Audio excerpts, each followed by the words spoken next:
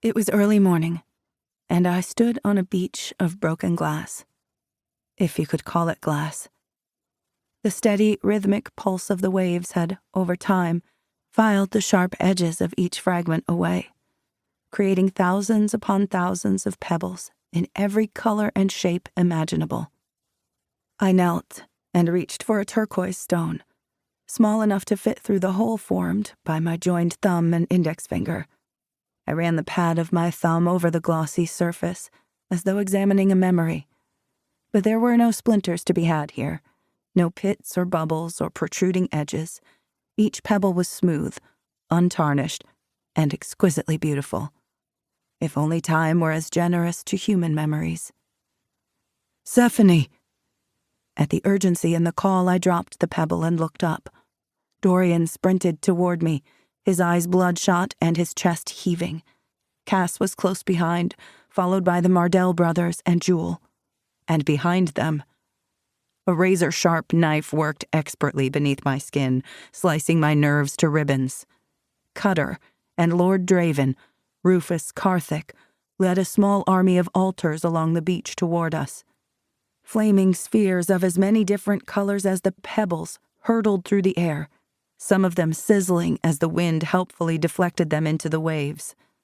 A crossbow bolt landed wide of Cass, while another narrowly avoided puncturing Bear's throat.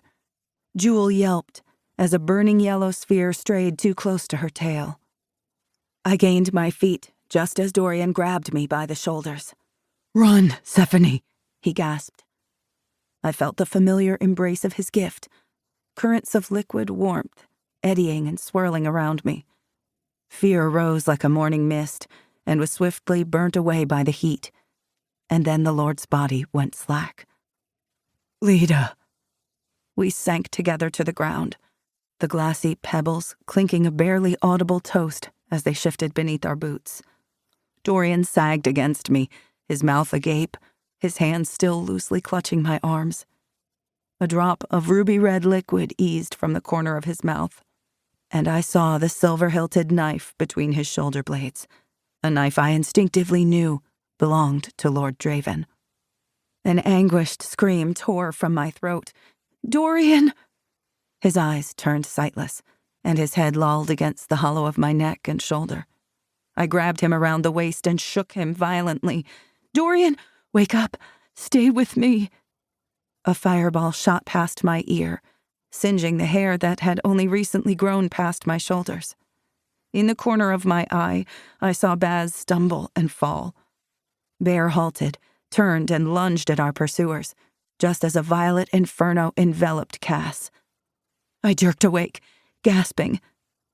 The darkness felt oppressively thick as I rolled onto my forearms and counted out my shuddering breaths.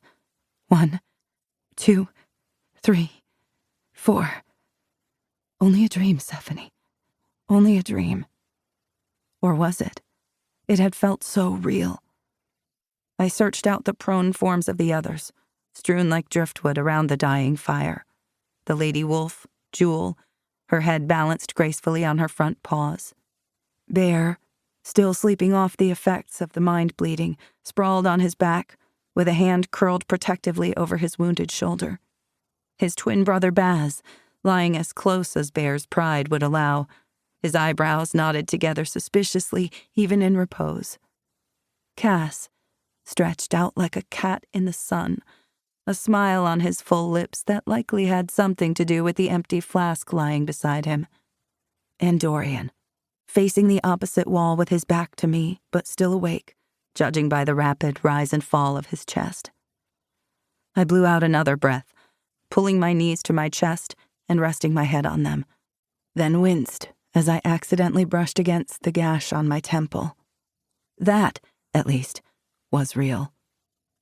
It was the part of the night I hated the most.